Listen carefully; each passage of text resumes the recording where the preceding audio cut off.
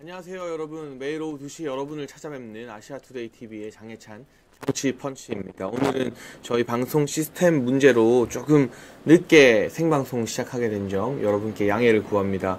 오늘도 국민대변인 이준우 국민의힘 대변인 함께 하십니다. 안녕하세요 대변인님. 네, 안녕하세요 이준우입니다. 반갑습니다. 네, 오늘은 또 굉장히 많은 일들이 안국동 헌재에서 결정되어서 국민들에게 그냥 턱하니 주어진 것 같은데 우리가 결코 받아들이기 힘든 주장들이 헌재에서 너무나 많이 통과되고 있는 것 같습니다. 이 부분을 한번 조목조목 짚어보고 앞으로 어떤 일들이 전개될지 전망을 해봐야 될 것 같은데요.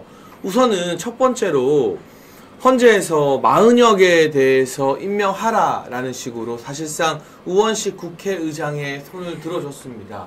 이 부분 좀 어떻게 보셨어요? 헌재가 본인의 신분을 역할을 망각하고 정치를 하고 있다라는 생각을 합니다. 지금 헌재에서 핵심은 그거죠. 국회의장 명의로 보낸 어떤 그 청구에 대해서 이거는 국회 전체 의결을 거쳐서 전체 국회 뜻이 아니라 합의지 국회 뜻이 아니라 국회의장 개인 명의로 보낸 것에 대해서는 아예 판단할 수 없는, 그러니까 즉 각하에 대한 내용들도 불구하고 거기에 대해서 판단을 또 했습니다. 하면서 마은혁을 임명하라라고 한 거는 굉장히 절차적으로 하자가 있는 것을 인정하면서 동시에 그럼에도 불구하고 하자였지만 그래도 임명해. 라고 하는, 이건 정치일 수밖에 없는, 그러니까 법에 따라서 판단이 아니라 정치적으로 판단했다라고 밖에 볼 수 없는 거고요. 이제 세 명이죠. 세 분의 재판관에 대해서는 이렇게 결정을 합니다. 국회에서 본회의 걸치지 않고, 즉 의결을 거치지 않고 권한쟁의 청구를 한 것에 대해서는 분명히 하자가 있다라고 명확하게 또 입장을 또 밝혔어요. 소수 의견이 나왔죠. 소수 의견이 나온 거죠.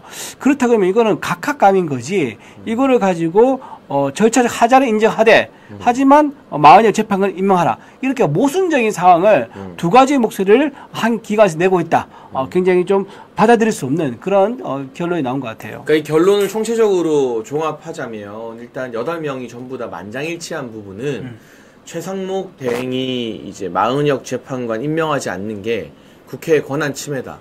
그러니까 대통령의 임명권이라는 것을 정말 정당한 임명권으로 보지 않고 국회가 추천하면 대통령 임명권을 일종의 요식행위로 본다는 데는 8명이 동의를 했어요. 저는 이걸 좀 받아들이기가 힘든데요. 그런데 절차적 부분에서는 소수 의견 3표가 나왔습니다. 정영식 재판관과 조한창 재판관 그리고 김복형 재판관은 만약에 국회가 공식적으로 이게 국회의 권한 침해라고 권한쟁의를 할 것이었다면 우원식 의장이 별도로 본회의를 열어서 투표를 한번 했어야 된다. 그게 생략되어 있는 것은 이 절차상 침해에 해당한다라고 소수 의견을 기록했습니다. 사실 저도 어제도 그렇고 많은 방송에서 지금의 헌재 구도가 4대4에서 김영두 재판관 1명이 약간 이탈해 있는 상황 같다. 4대 3대 1 정도의 상황으로 보인다라는 말씀을 많이 드렸거든요. 이번에 소수 의견을 낸 정영식, 조한창, 김복형이 3이고 나머지 문영배, 이미선, 정계선, 정정미 4명은 볼 것도 없고요.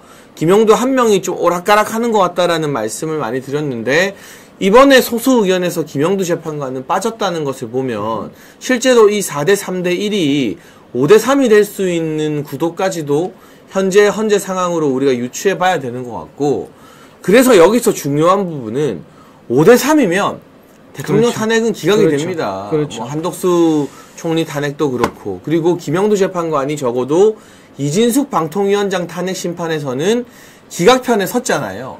그럼 또 4대 4가 나올 가능성, 이 사람은 좀 왔다 갔다 하는 걸로 우리가 봐야 되는데, 만약에 오늘 이제 헌재가 결정을 내린 마은혁을 최상목 대행이 임명하게 된다면 이 마은혁이 이제 와서 뒤늦게 대통령 탄핵 심판에 끼어들 수 있느냐 없느냐, 이것도 하나의 큰 쟁점이자 논란거리가 될 것 같아요. 그렇죠. 근데 헌재 입장에서는 이게 좀 약간 딜레마입니다. 만약의 경우를 대비해서, 즉 3명 이상이 반대하는 경우를 대비해서 마은혁을 데리고 와서 같이 헌재를 9명으로 맞추고 싶을 거예요.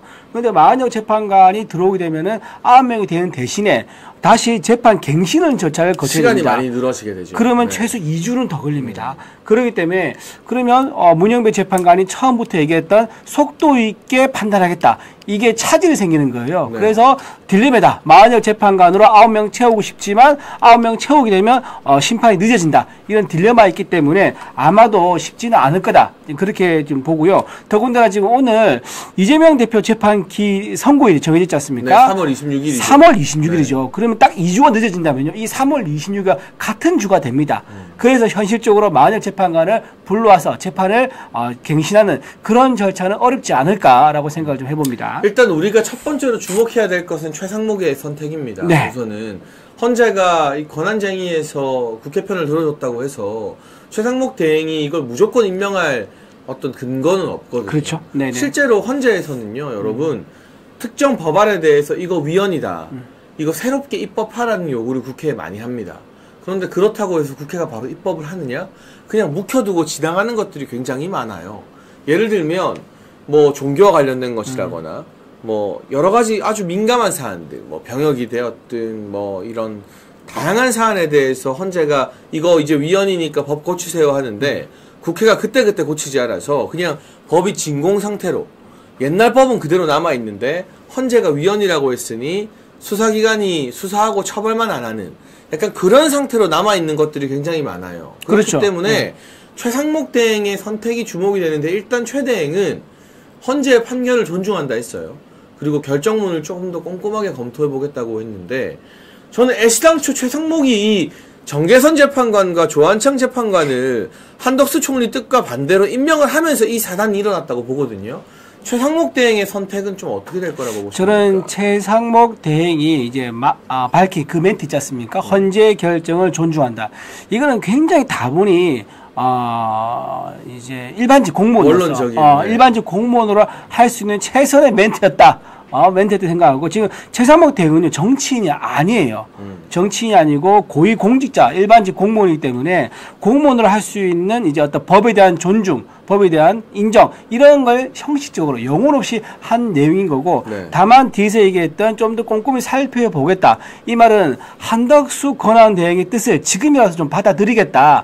그렇게 입장이 좀 바뀐 게 아닌가. 아까 말씀하신 것처럼 한덕수 대행께서 3명에 대한 재판관 임명을 거부했지 않습니까?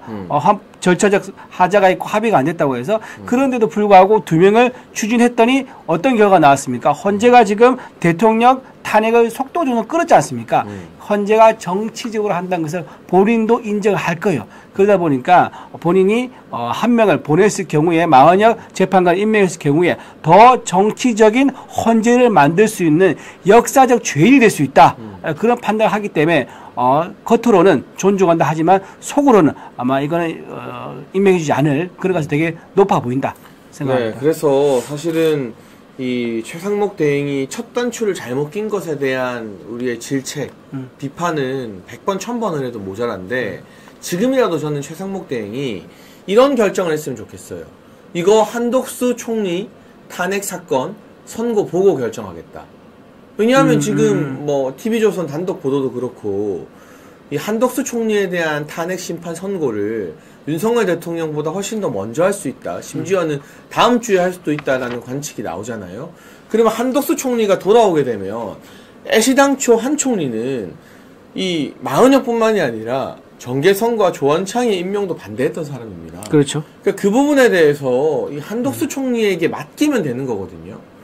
저는 그래서 최상목이 지금이라도 그냥 모양 빠지게 100개 들었으면 좋겠어요. 제발 지가 어설프게 대대행 주제에 결정하려고 하지 말고 대행도 아니고 정치권과 언론계 방송계에서는 대대행이라는 용어를 씁니다. 네, 그렇죠. 대행의 대행이기 때문에 대대행이 애초에 그 2명 임명해서 지금 사단이 일어나는 건데 여기서 본인이 매듭 지으려고 하지 말고 한 총리에게 맡겨라. 한덕수 총리 탄핵 심판이나 특히 정적 의결수 이게 200석으로 됐느냐 151석으로 됐느냐 여부는 금방 나올 사안이라서 그냥 한 총리에게 맡기고 빠지라는 게 지금 많은 국민들의 요구거든요. 그렇습니다. 그래서 최상목 대행이 제가 용기를 좀 가지면 좋겠다는 게 명분이 또 확실합니다. 네. 헌재가 정치를 하고 있다는 게 확실한 근거가 있는 거기 때문에 본인이 소신껏 법대로 하면 됩니다. 자, 먼저 말씀드리면요. 마은혁 재판관 이제 권한쟁의가 언제 청구됐냐면 1월 3일입니다. 그런데 한덕수 해임, 한덕수 권한대행의 탄핵 관련된 권한쟁의는요. 그보다 앞선 12월 27일입니다. 따라서 한덕수 권한대행이 먼저 청구가 됐고요.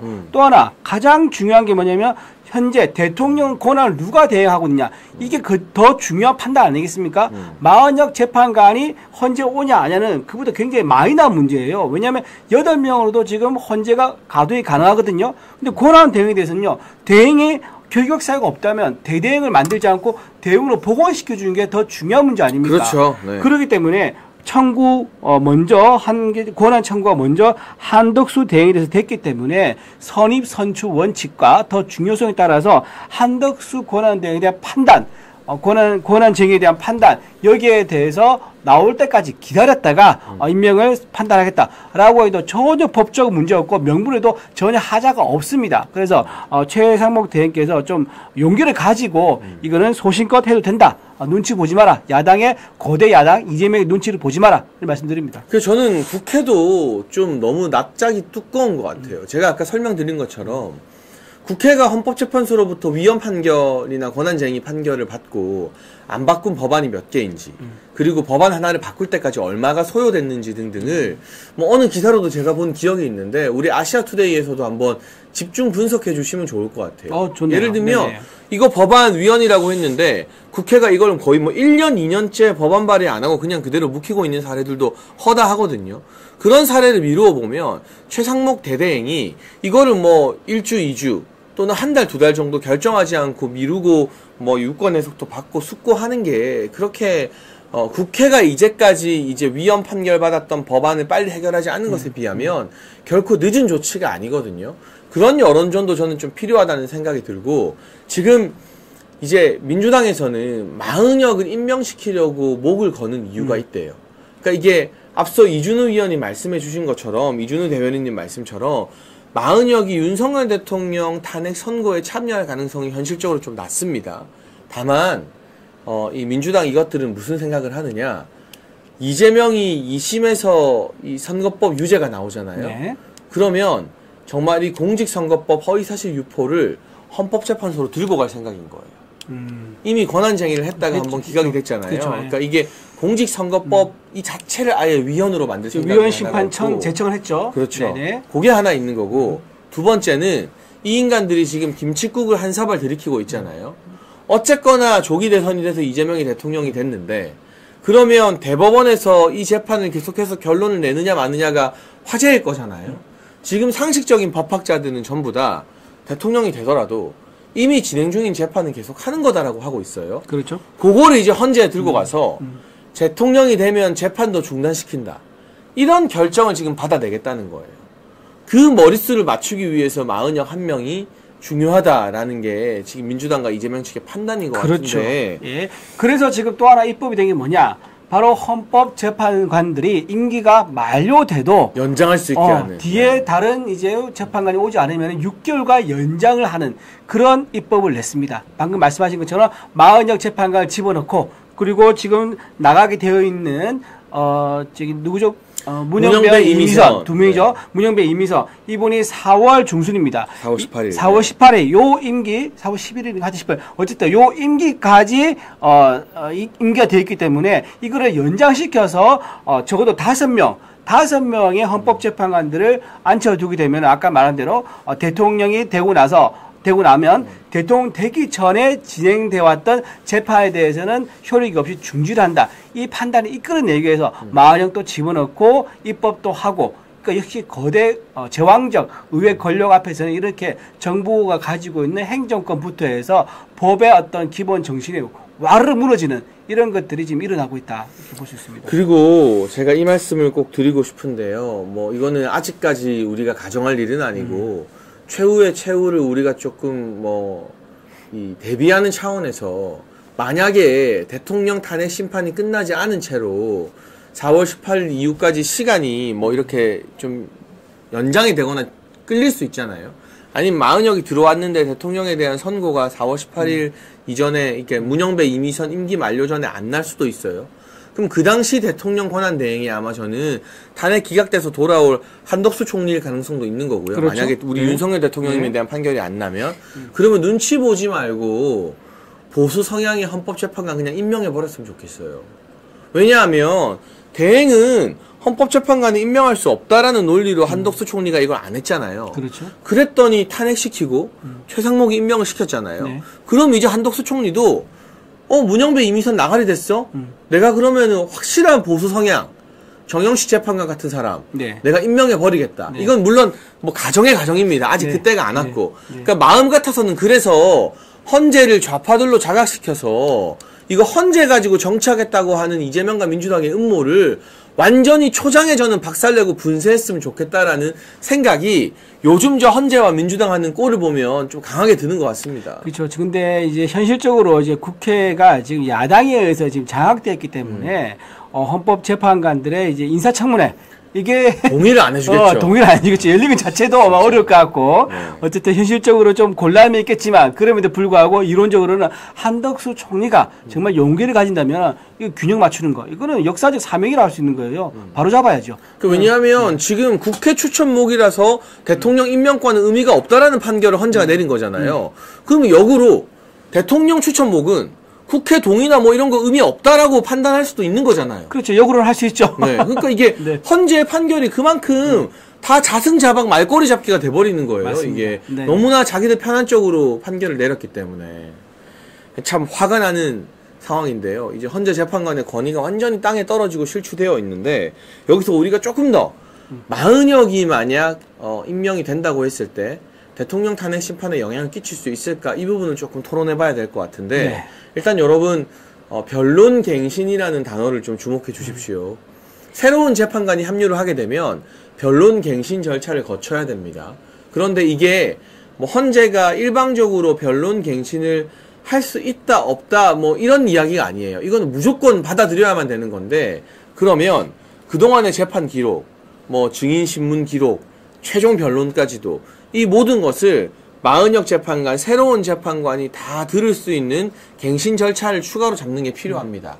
근데 여기서 윤석열 대통령 측에서 우리는 이거 이렇게 간단하게 못 해주겠다. 전부 다 재판관 있는 데서 이제까지 했던 절차 다시 하자라고 하면 제가 오늘 YTN에서 변호사분과 방송한 바로는 그거를 재판부가 무조건 들어줘야만 한답니다.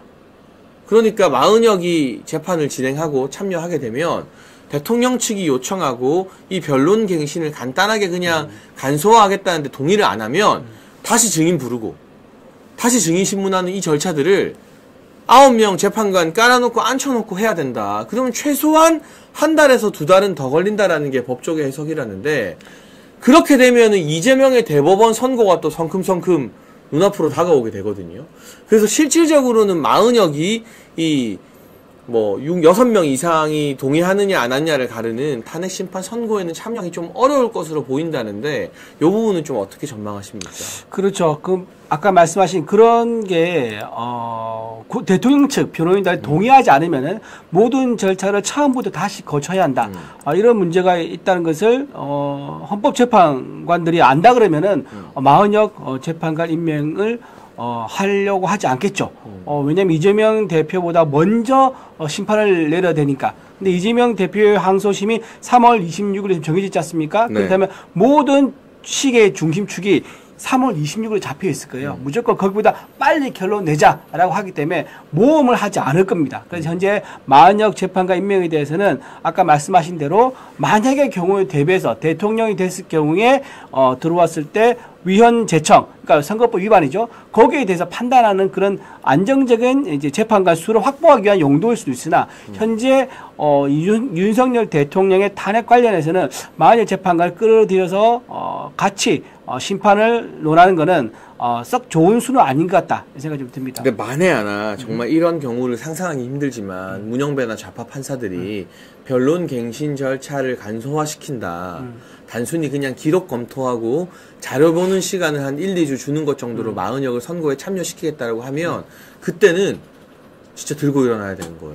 그때는 그때는 안국동이 다 뒤집어지겠는데. 네, 아무리 온건한 사람이고 뭐고 간에 더 이상 헌재를 헌재로 존중해 줄 수가 없는 거예요. 헌재가 또 위법이 얼마나 많습니까? 지금 변론 그 기일 잡는 거 있지 않습니까? 네. 그것도 대통령 변호인 측과 협의해서 잡아야 돼요. 근데 다 무시했죠. 그렇죠. 네. 협의 없이 8번을 잡아버렸습니다. 그리고 사건 관련 기록도 송탁 못 받게 됐습니다. 근데 그걸 송부받아가지고 그걸 또 다 봤어요. 이미지 그렇죠. 체크 한번 네. 들어가고 그리고 또 헌재에서 그 당사자가 인정하지 않는 증거 조서 있지 않습니까? 채택을 해주면 안 되는데. 조서를 채택해주면 안 돼요. 형사법이 개정돼서 2022년도죠. 근데 그거를 개정됐음에도 불구하고 채택을 해줍니다. 왜? 변호인들 참여했다는 이유로. 이런 식으로 불법을 뭐 10가지인가 정리된 게 있을 거야 아마. 근데 그렇게 불법을 저질러 왔는데 거기다 하나 더 보탠다? 정말 국민들 뚜껑이 열릴 수도 있다.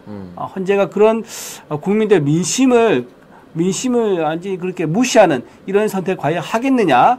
뭐 문영배 재판관이 지금 해온 걸 보면은요. 정 뭐 불가능하다. 그런 일 없다. 단정할 수 없지만 그렇게 막까지는 않을 거다. 이제 그렇게 좀 봅니다. 네, 그래서 이게 마지노선인 것 같아요. 당연히 저는 최상목이 마은혁을 임명해서는 안 된다. 그리고 한덕수 총리 탄핵 심판 빨리 결과 내라. 그때까지 최상목은 어떤 결정도 하지 말고 한덕수에게 차라리 공이라도 넘겨라. 그냥 숨만 쉬고 경제 관리나 해라. 라는 이야기를 할 수밖에 없는데 만에 하나 이 마은혁이 단순히 헌재 들어오는 것뿐만이 아니라 문영배 등등이 이 변론갱신이라는 중요한 절차를 무력화시키고 간소화시켜서 약식으로 마은혁도 대통령 탄핵 심판 선고에 참여시키겠다라는 입장을 밝힌다면 그때는 뭐 방송이고 뭐 정치인이고 국민의힘 국회의원이고 뭐고 이판사판 진짜 그 어떤 수단과 방법을 동원해서라도 헌재가 대한민국 헌정과 민주주의를 유린하는 걸 지켜보면 안 되는 정당한 국민 저항권을 발동해야 된다고 봐요. 그때부터는. 그때부터가 만약에 저는 그런 일 안 일어날까 보지만 일어난다 그러면 헌재가 곧 반국가 세력이다. 그렇게 되는 이렇게 거죠. 규정할 수 있을 것 같아요. 네. 예. 법을 지키지 않으면 그 반국가 세력이죠. 예. 간첩들 데리고 오고 자기 유리한 정치적 성향 있는 사람들에 대해서는 재판을 지연시키고 참. 아니 그리고 어떻게 대한민국 최고 상위 법률기관인 헌법재판소에 사회주의 혁명운동 하던 사람 그 과격한 방식에 지하혁명 조직이었죠. 지하혁명 조직에 있었던 인민노련. 사람을 네. 인민노련에서 사람이... 핵심 이론가로 활동했었어요. 마은혁이. 아니 저는 그런 사람이 판사를 하는 것부터가 그거 좀 이상해요. 좀 이상해요. 우리나라가 너무 이게 민주화되고 하면서 다 좋지만 과거에 그런 북한에 동조했던 사람들에 대해서 너무나 그때가 인민노련 활동할 때가 DJ 때였었거든요. 네. 그리고 본인이 그만두고 나중에 사법고시를 공부해서 판사 임용 낸 게 노무현 정부 시절이에요. 그러니까 DJ와 노무현 정부 이 8년 기간 이 10년 기간, 이 10년 기간에 아마 이런 좌파 성향의 사람들이 사면해주고 뭐 이렇게 그렇죠. 사면해주고 좌파 성향의 엘리트를 키워서 정부나 사법부에 진출시키는 그런 일이 있었다. 그리고 실제로 보면 그 나오지 않습니까? 그 간첩에 우리나라 전역한 간첩의 고백에 따르면 당시에 김일성의 장학생이 있었다는 거예요. 그래서 신림동에 10군데 고시원 정도의 고시원에 가면은 장학생들이 있어서 거기서 따로 북한에서 관리를 했던 그런 그랬었다고 간첩이 고백한 적도 있습니다. 근데 그거는 충분히 가능한 게요. 그렇죠. 지금 2025년도 불과 얼마 전이 2022년도 3년도에도 민주노총 간부 출신의 사람들이 북한 공작원 해외에서 만나서 그렇죠. 네. 공작금 받아왔잖아요. 그렇죠. 그러면 네. 과거에는 아예 난파된 이 고정 간첩도 더 많았을 텐데 그 고시원에 좀 주머니 형편 안 좋은 사람들, 근데 사회주의 이런 혁명조직 출신 사람들 포섭해서 라면 사주고 밥 사주고 생활비 주면서 포섭하고 관리하는 게 지금보다 훨씬 더 수월했을 거거든요. 그렇죠. 근데 그 사람들이 사법부나 정계나 고위관료 요직으로 진출해서 지금 사회 지도층이 됐다는 거, 저는 충분히 가능하고도 남는 시나리오인 것 같아요. 그리고 DJ 때하고 노무현 때는요, 그 국정원에서 대공수사 같은 거 이런 거 하지 마라 그랬대요. 그래서 제대로 거기서 그 기자, 이제 국정원에서 대공팀에서 이제 발견한 또는 체포한 이런 그 현황 보지 않습니까? 그럼 그때 딱 수가 줄어요. 줄고 그다음부터 다시 또 수가 좀 회복되거든요. 이런 식으로 의도적으로 만약에 강첩 활동에 대해서 방조했거나 또는 무기를 줬다 무기를 그러면 해준 거죠. 무기를 해준 거죠. 그렇게 했다 그러면 상당히 그때 뿌리를 내린 간첩 젊은 세력들이 지금 상당히 고위직에 자리 잡을 수가 있고 그런 것들이 지금 우리법 연구회로 나타나고 있는 게 아닌가. 지금 우리법 연구회는요 전체 판사에서 10% 정도밖에 안 됩니다. 근데 헌재에서 거의 절반을 차지하고 있지 않습니까? 그리고 이번에 탄핵 과정에서 우리법 연구회가 얼마나 많았습니까? 오동훈 공수처장도 우리법 연구회 출신이죠. 서부지법의 이순영 판사, 그 다음에 창경 판사, 이분들 전부 다 체포영장하고 구속영장 발부한 판사입니다. 왜 이렇게 다 서울에 몰려 있는 거예요? 그렇죠. 이 사람들도 다 우리법 연구회야. 그 다음에 헌재에서 3명도 다 우리법 연구회죠. 그 다음에 국회 탄핵 소추 대리인다. 이광문 변호사. 이 사람은 우리법 연구회 창립 멤버예요. 그러니까요. 그러니까 이렇게 전부 다 모든 단계에서 우리법 연구회가 장악하고 있다. 이런 면에서 보면은 처음부터 기획된 공작과 기획된 사법 절차가 아니겠느냐 이렇게 볼 수 있을 것 같아요. 근데 이게 진짜 하나회가 아니면 뭐가 하나회인지 모르겠어요. 우리가 그 과거 이제 군부의 하나회 하면 그 하나회 청산을 하나의 업적으로 생각하는데 전한길 선생님이 말한 것처럼 이게 법조 하나회인 거잖아요. 그렇죠. 예. 그리고 이게 지금 헌재 재판관 9명 중에 만약 40명까지 포함하면 우리법 연구회 출신이 거의 과반이 된다는 거 아닙니까? 그렇죠. 예. 그럼 너무나 과잉 대표되는 거잖아요. 이 재판관들이. 그래서 정말 이 대통령의 직권으로라도 우리법 연구회, 이제는 국제인권법 연구회로 탈바꿈했는데 이 연구회라는 사법부문의 사조직 자체를 대법원장이라도 나서서 해산시키고 그 어떤 사적인 연구 모임도 법관들 만들지 마라. 공부할 거면 각자 해라. 각자 이름 붙이지 말고 그룹 만들어서 해라. 이게 어떻게 보면 하나의 전관예우라는 나쁜 것도 우리법 연구회 출신들끼리 나눠 먹게 되고 좀 그런 하나의 청산과 같은 일성이 사법부에서 나와야 되는 거 아닌가 하는 생각이 좀 많이 드는 대목 같습니다. 그래서 굉장히 지금 중요한 게 바로 정영식 재판관, 김복형, 이제 조한창 이 세 분인데 이 세 분이 오늘 반대 소수기 냈지 않습니까?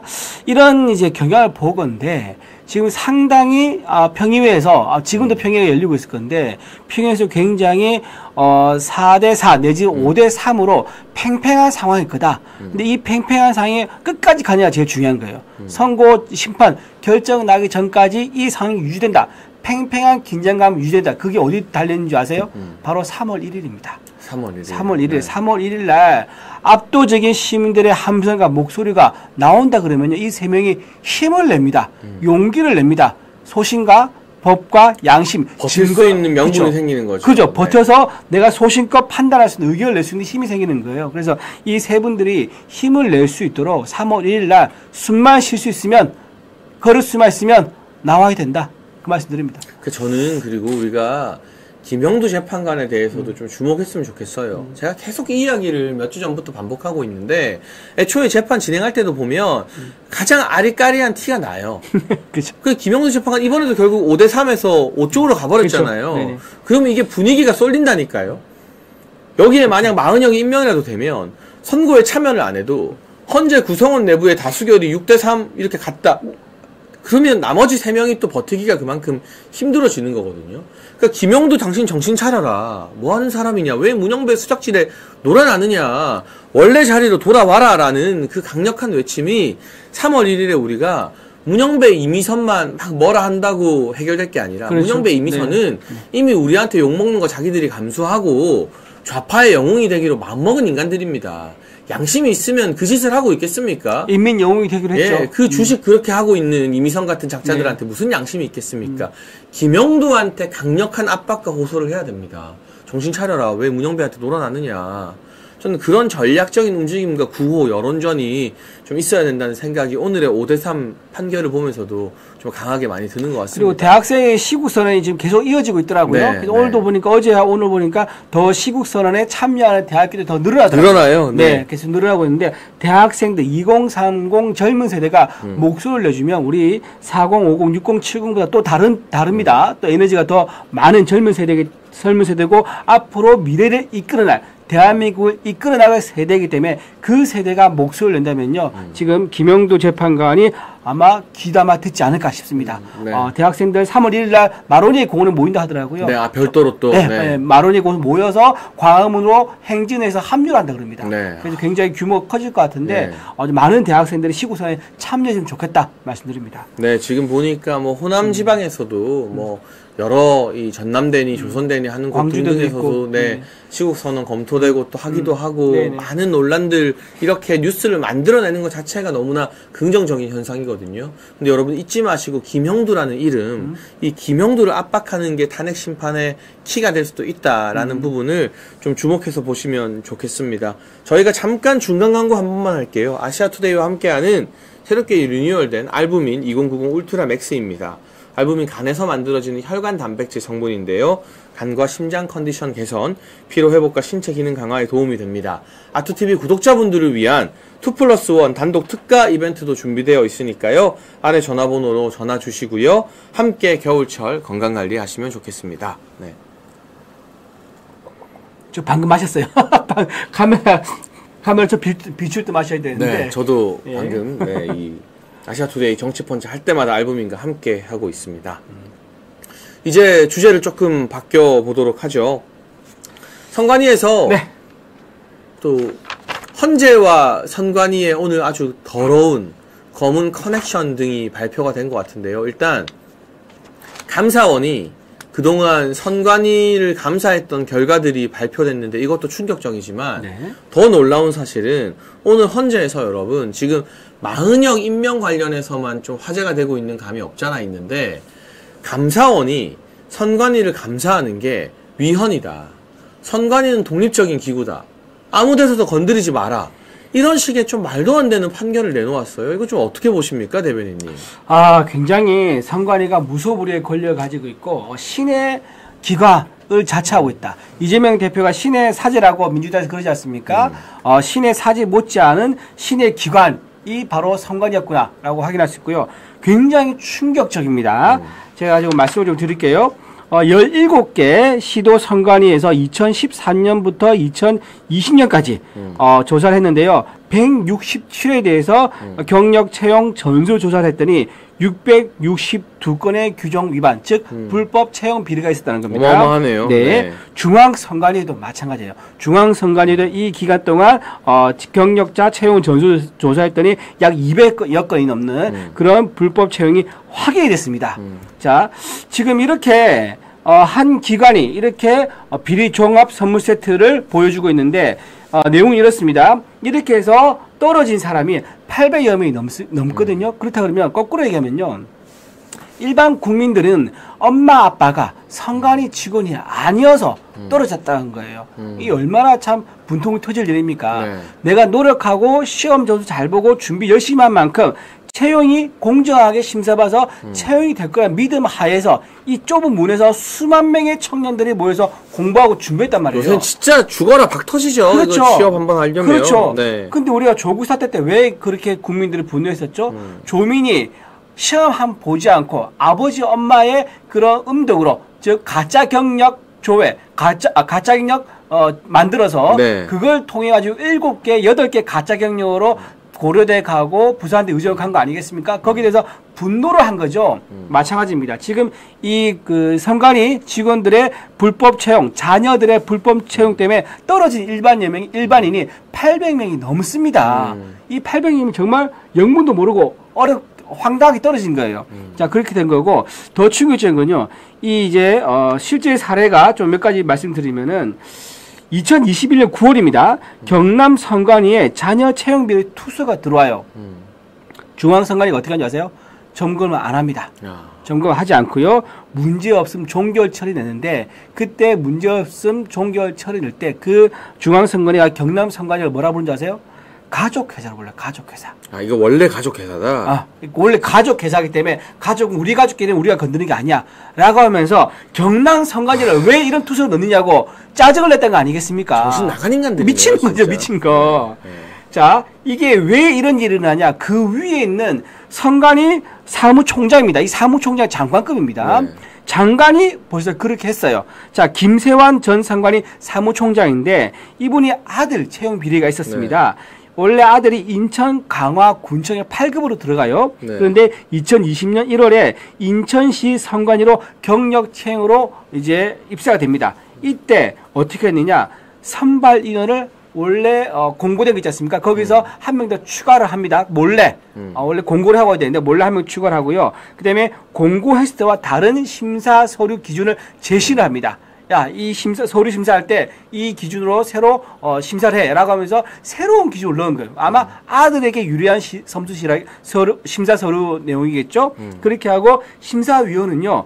사무총장과 같이 근무했던 내부위원을 통해서 구성하게 합니다. 따라서 짬짬이네요. 네. 아들은요 정말 남들 다들 부러워하는 그런 과정을 손쉽게 살짝 몰래 들어가서 선관위에 입사를 합니다. 그리고 차장도 마찬가지예요. 차장은 차관급이에요. 이 차관급은 바로 딸입니다. 굉장한 고위직인데. 그렇죠. 예. 네. 장관의 딸인데 이 딸은 충남 보령시에 8개월에 있었어요. 근데 이 딸은요 충북 선관위의 인사 담당자한테 이 사무차장이 직접 전화합니다. 이번에 우리 딸 너네 선관위 갈 테니까 좀 보령시에 있는 거 좀 잘 좀 받아줘. 라고 해서 실제로 다른 경쟁자 없이 딸만, 이게 또 공고하네요. 딸만, 다른 경쟁자 없이 딸만 딱 혼자 면접을 봐가지고. 그러니까 공고를 안 내면 다른 사람들은 알아도 여기 알 수가 없으니까 아예 응시를 못하는 거잖아요. 네. 그렇게 해서 딸도 또 들어간 거예요. 그러니까 이런 식으로 장관과 차관이 채용 비리를 저지르니까 그 밑에 있는 선관위에서 비리가 일어나도 위에서 막는 거야. 야, 이거 조사했다가 나중에 타고 위까지 올라오면 어떡해? 라고 하는 거죠. 그렇게 10년 하니까 800여 명의 불법 채용 비리가 확인된 겁니다. 엄청난 거죠. 이렇게 부정 채용된 사람들, 그 당시에 뭐 장관급이나 차관급은 지금 물러났을 거고, 이런 사람들 전부 다 그만둬야 되는 거 아니에요? 당연하죠. 일반적인 경우라면. 다 부정 채용이고 불법 채용인 건데, 우리가 여러분 아파트 분양 같은 것도요, 분양받아가지고 집 잘 살다가 나중에 그 집값이 몇 억 뛰었어요. 근데 분양받을 때 점수 잘못 맞아요. 신고한 것만 하면 그냥 원금만 받고 쫓아내버려요. 그게 대한민국에서 법이 집행되는 방식이에요. 부정분양이라고 해서. 그런 사례, 그래서 이 부정분양 받아서 쫓겨나게 생긴 사람들이 막 시위하고 막 그래요. 근데 이거는 채용이잖아요. 더군다나 국가기관, 공공기관에. 그러면 더 엄격한 잣대를 적용해서 이렇게 부정채용된 사람들 다 집에 가야 되는 거 아니에요, 이거는? 이렇게 채용뿐만 아니라 근태도 엉망이에요. 강원도에 있는 선관위 과장은요, 자기가 셀프로 결제해가지고 해외 출장 갔는데 그 해외 출장 간 게 무려 183일입니다. 181년에 183일을 출장 가고 나서 그걸 전부 다 정상 근무로 처리를 한 거예요. 1년에 반을 해외에서 노닥거렸다고요? 1년에 반을. 그렇게 해서 어떻게 되냐. 모두 정상 근무 처리돼서 약 3,800만 원을 수령을 했다고 합니다. 불법 부정 수령인 거죠. 와, 대박이다, 정말. 네. 이게 8년간이네, 8년간. 네. 8년간 183일 정도가. 근데 그렇게 반년 놀아놓고 그 돈은 수당으로 3,800만 원을 받았다는 거잖아요. 그렇죠. 진짜. 예. 와, 근데 어떻게 헌재가 이거에 대해서 감사원이 감사할 권한이 없다. 이것도 감사원이 감사 안 했으면요. 이게 드러났겠습니까? 드러나지 않는 거예요. 그러니까 이렇게 800명의 부정채용과 이 근태, 해외 여행 가고 월급 받아가는 이 근태, 이게 밝혀졌겠습니까? 근데도 선관위가 뭐라고 합니까, 자기들은? 우리 독립적 기관이니까 감사원 감사 받을 수 없다. 라고 하는 거예요. 우리가 알아서 하겠다. 우리끼리. 뭘 알아서 해, 자기들이. 그러니까요. 네. 그래서 하는 게 뭡니까? 소쿠리 투표함이에요. 완전히 썩을 대로 썩어 있네, 이건. 라면 진짜. 박스 투표함인 거고요. 근데 여기에 대해서 헌재가 면죄부를 줬다는 거, 이거 정말 이해가 안 가고 납득이 안 가네요. 왜냐면 선관위 위원장이 다 판사예요. 그 대법원, 그렇죠. 이 대법관들이 그렇죠. 하는 거니까. 네. 그러다 보니까 서로 얼굴 받치는 거죠. 선배, 후배, 나중에 밖에 나서 로펌 가게 되면 얼굴 마주치게 되니까는 선배나 후배들이 관련되어 있는 부정에 대해서는 위에서 압수수색 영장 나와도 안 내주는 거야. 그러니까 결국 보니까 대한민국에서 제일 심각한 카르텔은 이 사법부 판사 카르텔이 아닌가 싶어요. 그렇죠. 헌재 판사들이 선관위원장인 대법관 판사들의 눈치를 봐서 지금 감사원이 감사하지 말라고 이렇게 결정을 내려준 거잖아요. 그렇죠. 근데 다행히 감사가 어느 정도 진척되어서 오늘 딱 발표를 해서 망정이지, 감사원이 오늘 발표하지 않았으면 당장 내일부터도 이거 위헌이니까 왜 발표해? 발표 못할 뻔한 거예요, 사실은. 이게 공교롭게도 같은 날 나온 거거든요, 지금.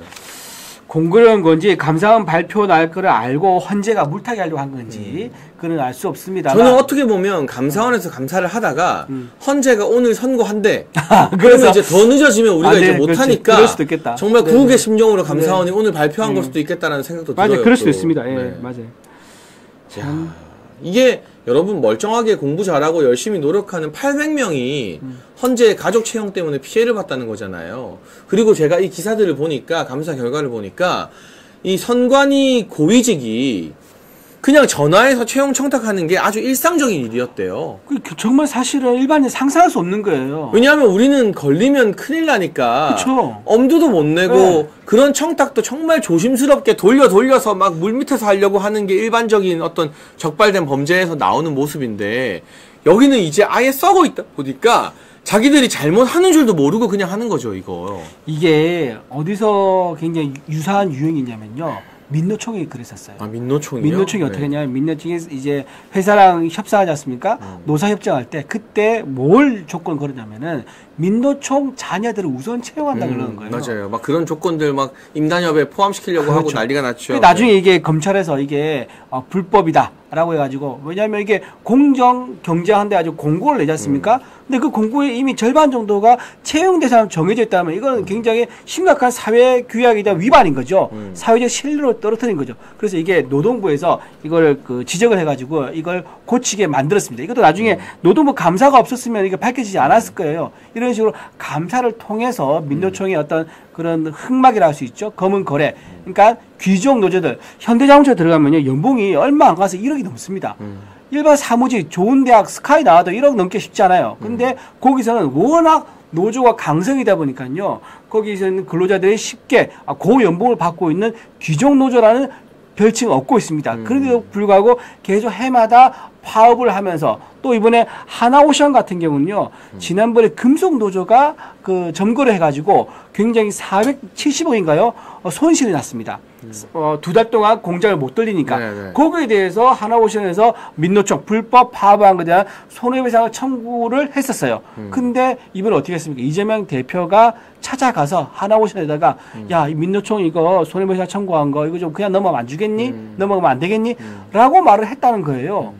그러니까 민노총은 뭡니까 지금?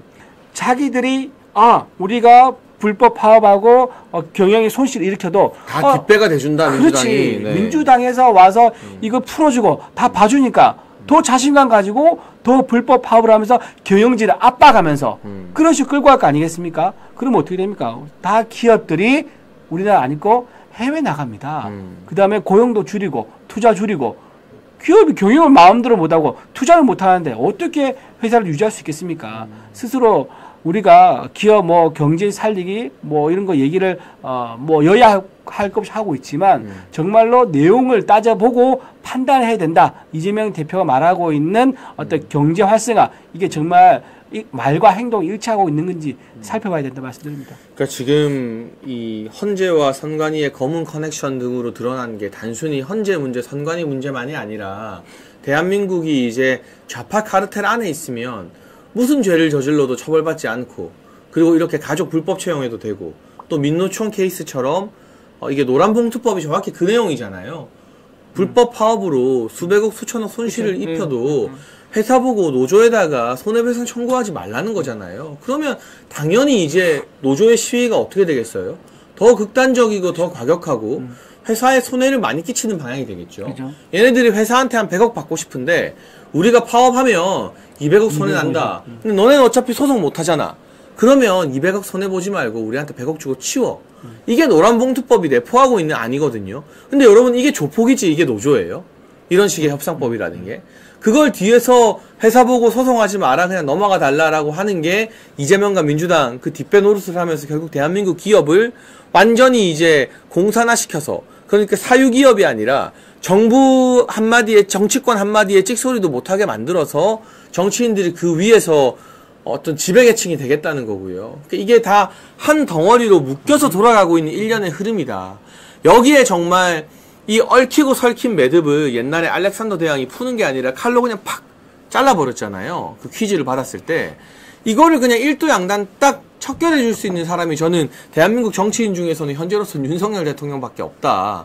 대통령이 돌아와서 이 선관위의 문제라던가 헌재의 문제 또는 민노총 노조의 문제 이런 부분에 대해서 좀 일거에 정말 이런 반국가 세력적인 것들을 척결할 필요가 있다라는 생각이 이 시간이 지나면 지날수록 더욱더 강하게 드는 요즘인 것 같습니다.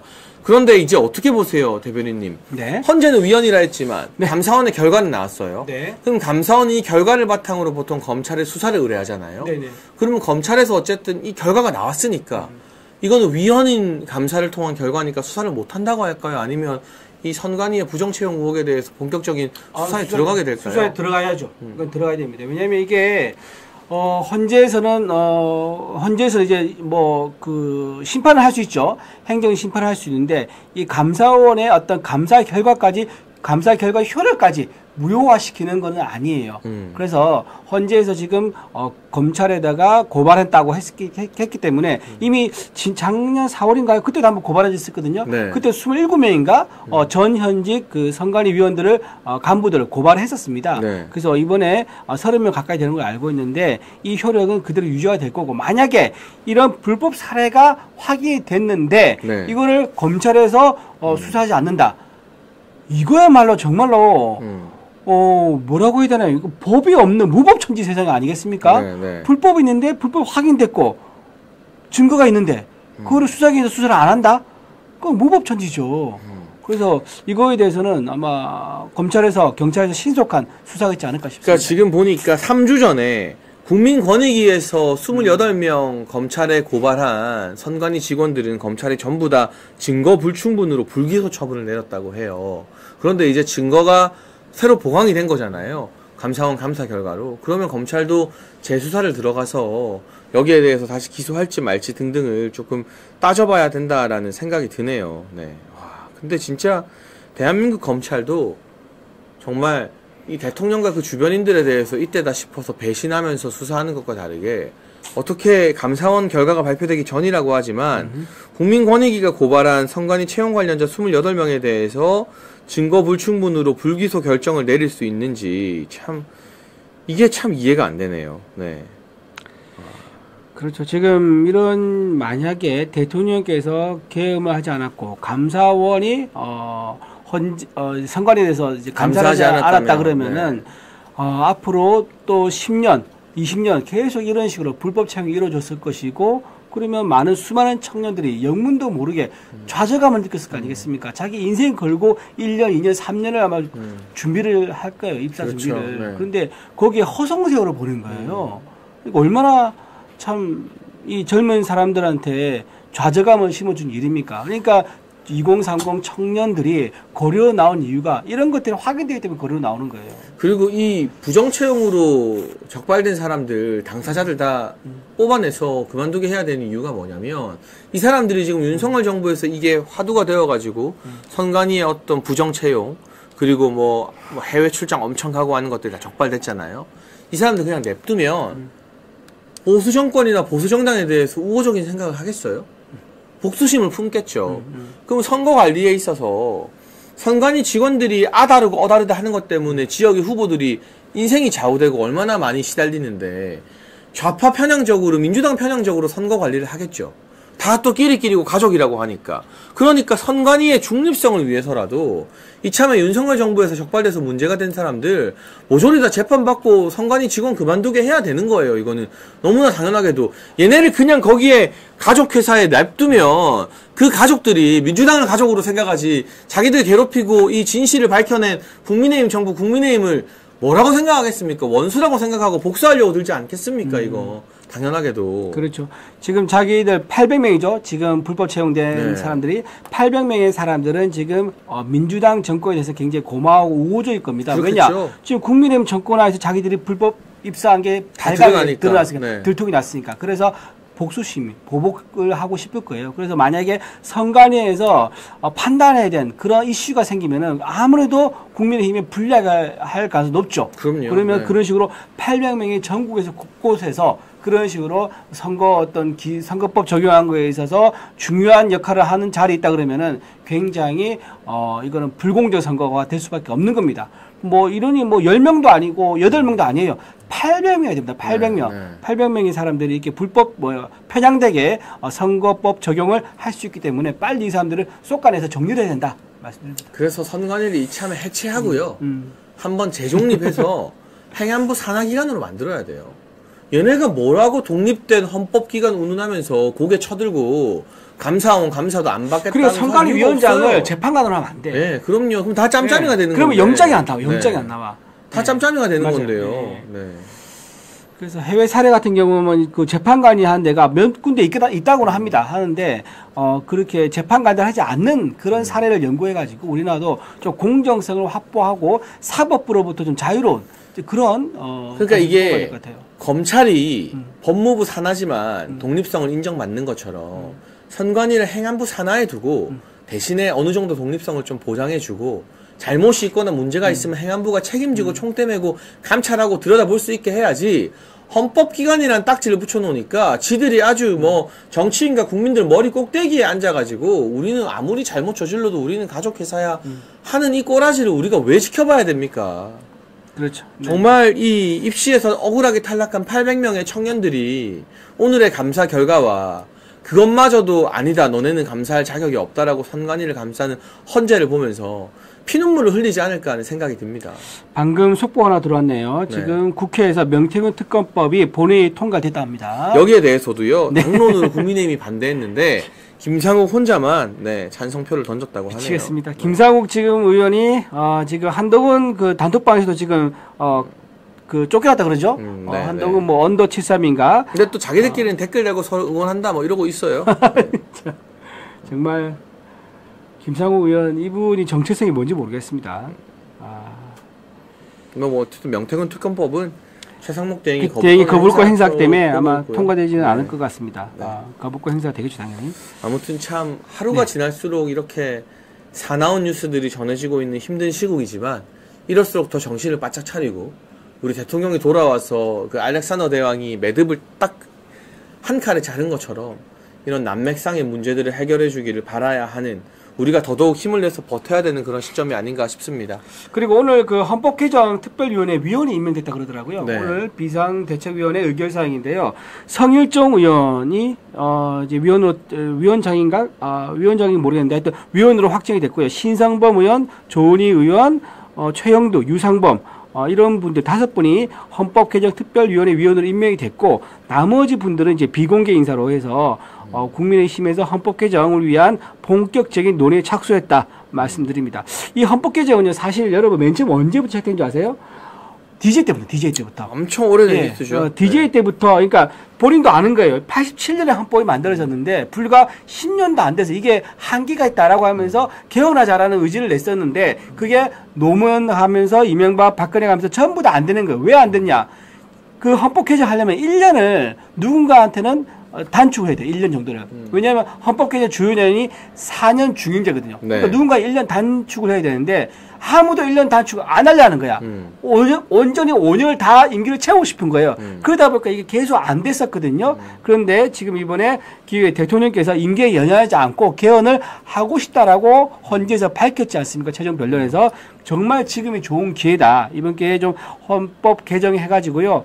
지금 우리 5년 단임제 한계를 좀 극복할 수 있는 그런 계기가 좀 빨리 마련되면 좋겠다 생각합니다. 근데 결과적으로는 그 매듭도 대통령께서 돌아오셔야만 그렇죠. 가장 확실하게 풀 그렇죠. 수가 있지. 무조건 그렇지 않으면 됩니다. 서로 정치 주자들의 어떤 이해 타산과 손익 계산 때문에 이거 그냥 또 넘어갑니다. 하나하나 이야기 되는 거예요. 넘어갑니다. 그렇죠. 결국 모든 해결의 열쇠는 윤석열 대통령이 돌아오는 것에서 시작된다라는 말씀을 드리면서 오늘 국민의힘의 국민대변인 이준우 대변인과 함께한 목요일 정치펀치는 여기서 마치도록 하겠습니다. 다음 주 월화수목 장해찬의 정치펀치 오후 2시 기억해 주시고요. 지금 서강대에서 청년들이 모였습니다. 서강대 탄핵반대 시국선언 아시아투데이 TV에서 현장 라이브 중이라고 하니까요. 저희 정치펀치 보신 분들은 그대로 아시아투데이 TV 채널에서 서강대 탄핵반대 시국선언 라이브도 시청해 주시길 부탁드립니다. 그럼 정치펀치는요. 다음 주 월요일 오후 2시에 찾아오겠습니다. 시청해 주신 여러분 감사합니다. 고맙습니다.